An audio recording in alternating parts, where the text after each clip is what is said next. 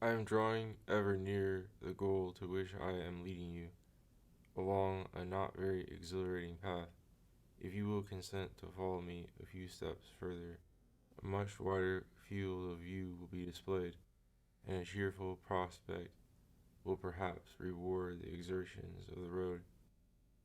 The object of the sense impulse, expressed in a general concept, may be called life in the widest sense of the word, a concept which expresses all material being and all that is immediately present in the senses.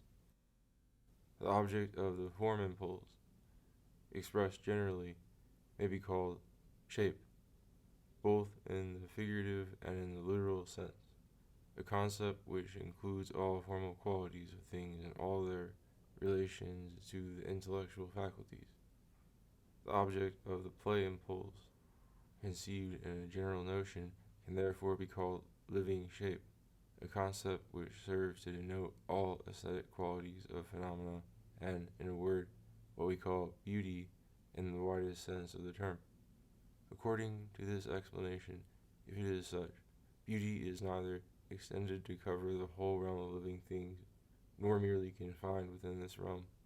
A block of marble, therefore, although it is and remains lifeless, can nevertheless become living shape through the architect and the sculptor. A human being, although he lives and has shape, is far from being, on that account, a living shape. That would require his shape to be life, and his life shape, so that as long as we only think about his shape, it is lifeless, mere abstraction. So long as we only feel his life, it is shapeless, mere impression. Only as the form of something lives in our sensation and its life takes form in our understanding is it living shape. And this will everywhere be the case where we judge it to be beautiful. By our knowing how to specify the ingredients which combine to produce beauty, its genesis is by no means yet explained, for that would require that we ourselves grasp that combination which, like all reciprocal action between the finite and the infinite, remain inscrutable to us. Reason demands on transcendental grounds that there shall be a partnership between the formal and the material impulse, that is to say, a play impulse, because it is only the union of reality with form, of contingency with necessity, passivity with freedom, that fulfills the conception of humanity.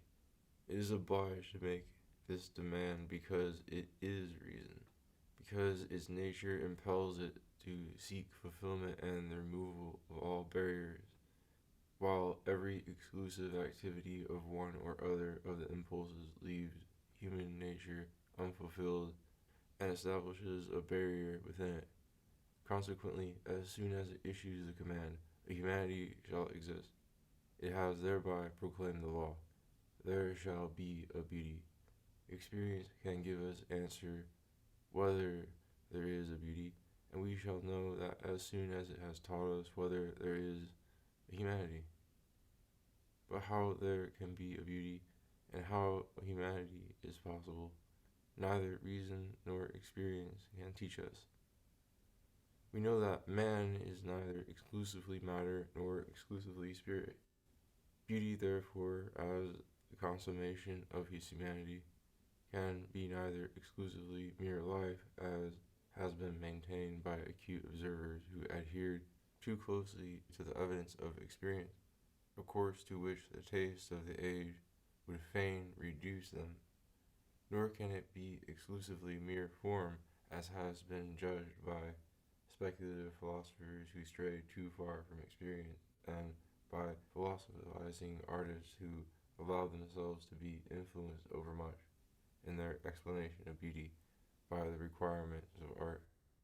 It is the common object of both impulses, that is to say, of the play impulse.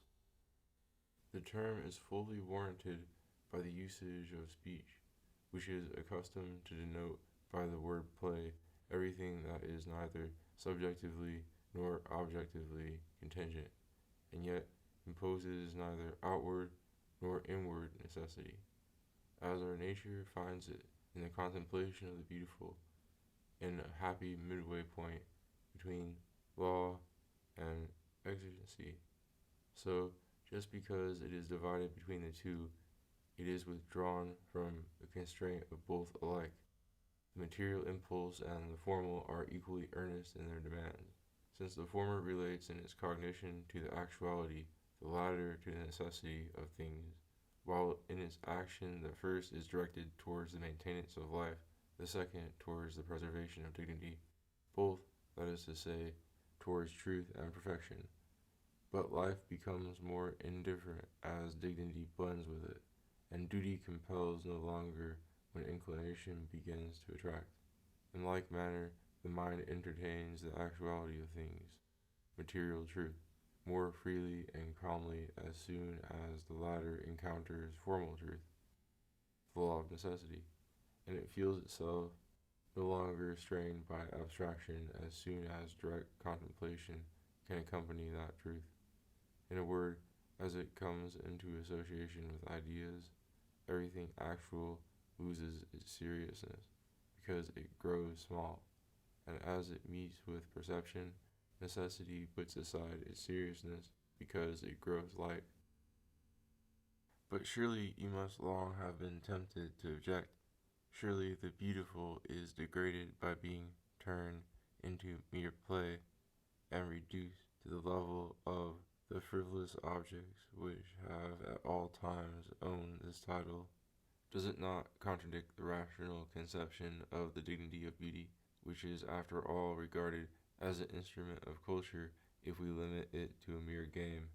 And does it not contradict the empirical idea of play, which can coexist with the exclusion of all taste, to confine it merely to beauty?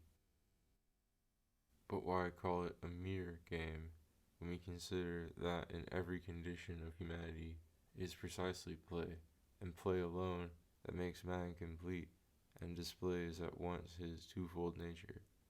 What you call limitation, according to your conception of the matter, I call extension according to mine, which I have justified by proofs. I should therefore prefer to put it in exactly the opposite way. Man is only serious with the agreeable, the good, the perfect, but with beauty he plays. Certainly, we must not here call to mind those games which are in vogue in actual life, and which are commonly concerned only with very material objects. But in actual life we should also seek in vain for the beauty of which we are now speaking.